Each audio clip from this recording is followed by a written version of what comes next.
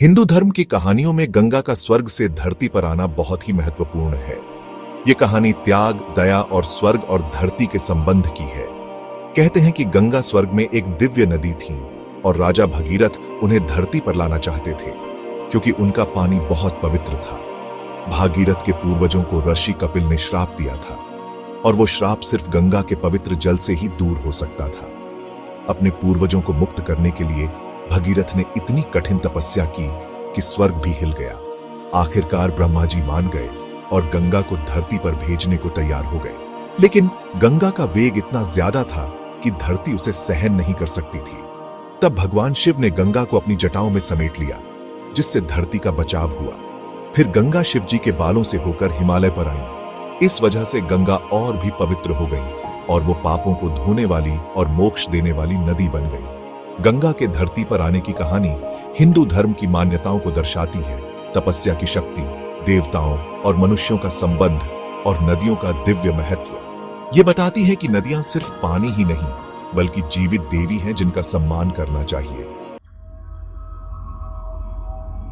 ऊंचे गढ़वाल हिमालय में बर्फ से ढकी चोटियों और साफ ग्लेशियरों के बीच गंगोत्री है, पवित्र गंगा का उद्गम स्थल। 3000 मीटर से भी ज्यादा ऊंचाई पर गौमुख, जो गाय के मुंह जैसा दिखता है, वो ग्लेशियर है जहां से गंगा निकलती है। ये एक अद्भुत और आध्यात्मिक दृश्य है। भागीरथी नदी, जैसा कि गंगा को उनके ऊपरी हिस्से में कहा जाता है, हिमालय से नीचे बहती है।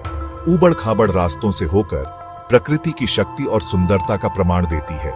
गंगोत्री एक पवित्र तीर्थ स्थल, गंगोत्री मंदिर का घर है जो देवी गंगा को समर्पित है।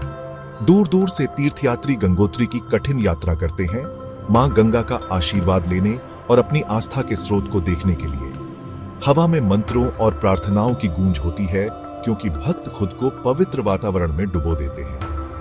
गंगोत्री में गंगा का बर्फीला पानी बहुत शुद्ध और शक्तिशाली माना जाता है। इस ठंडे पानी में डुबकी लगाने से पाप धुल जाते हैं और आशीर्वाद मिलता है। हर साल जैसे ही सर्दी कम होती है, गंगोत्री मंदिर फिर से खुल जाता है। 4 धाम यात्रा की शुरुआत का प्रतीक है, जो हिंदुओं के लिए बहुत धार्मिक महत्व की तीर्थयात्रा है। गंगा का हिमालय की ऊंचाइयों से बंगाल की खाड़ी के विशाल विस्तार तक का सफर बहुत ही अद्भुत है।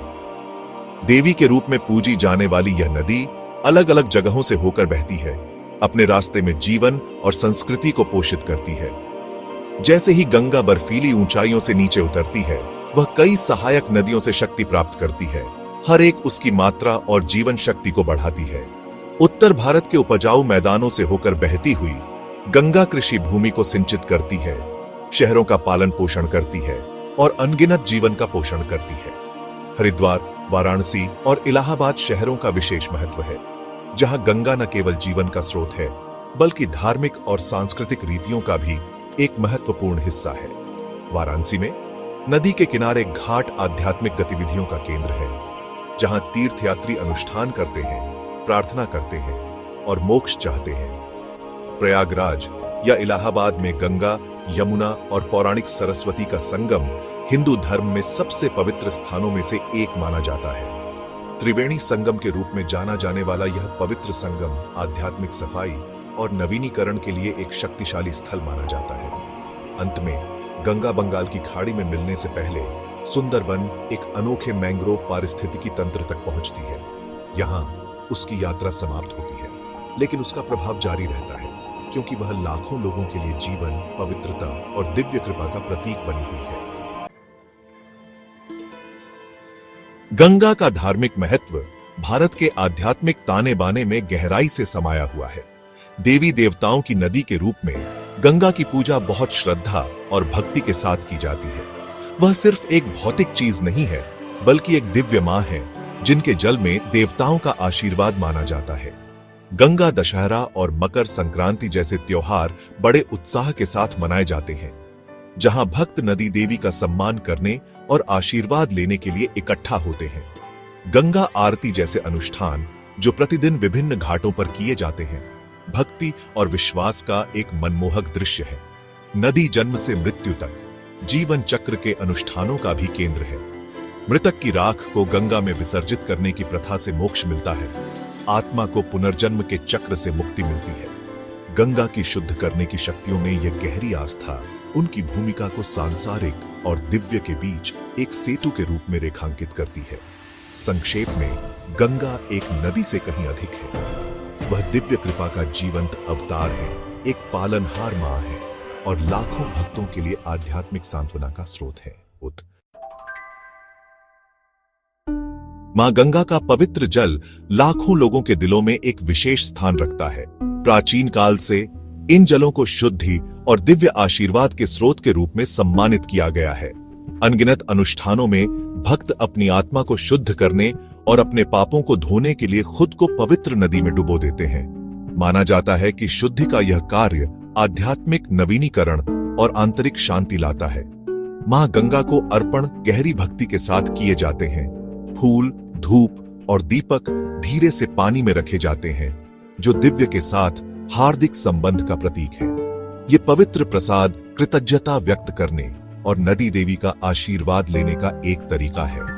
गंगा के तट पर किए जाने वाले अनुष्ठान केवल आस्था के कार्य नहीं है, बल्कि मानवता और ईश्वर के बीच शाश्वत बंधन का सम्मान करने का एक गहरा तरीका है। इन प्रथाओं के माध्यम से नदी उन सभी की आत्माओं को प्रेरित और उत्थान करती रहती है जो उसके तट पर आते हैं। जैसे ही हम अनुष्ठानों में मां गंगा के महत्व पर विचार करते हैं, हमें कालातीत ज्ञान और आध्यात्मिक विरासत की याद आती है, जिसका वह प्रतीक है। उनका जल केवल एक प्राकृतिक संसाधन नहीं है, बल्कि एक पवित्र उपहार है जो आत्मा का पोषण करता है और हमें खुद से बड़ी किसी चीज से जोड़ता है। भाग 6, गंगा और अस्थि विसर्जन, अंतिम यात्रा। पवित्र नदी गंगा अस्थि विसर्जन के अनुष्ठानों में एक महत्वपूर्ण स्थान रखती है, जहां दिवंगत की राख को उनके जल में विसर्जित किया जाता है। यह कृत्य आत्मा की अंतिम यात्रा का प्रतीक है। माना जाता है कि मां गंगा की दिव्य कृपा से मोक्ष या मुक्ति प्राप्त होती है। अनगिनत परिवारों के लिए यह अनुष्ठान अपने प्रियजनों का सम्मान करने और उन्हें याद रखने का एक अनिवार्य हिस्सा है, जो उन्हें जीवन और मृत्यु के शाश्वत प्रवाह से जोड़ता है। भाग 7, भारतीय संस्कृति में गंगा कला, साहित्य और पहचान। गंगा नदी ने युगों युगों से कला, साहित्य और सांस्कृतिक पहचान के एक समृद्ध ताने बाने को प्रेरित किया है। प्राचीन धर्म ग्रंथों से लेकर समकालीन कार्यों तक गंगा एक संगीत है जो अनगिनत प्रकार की अभिव्यक्ति में जान फूंकती है।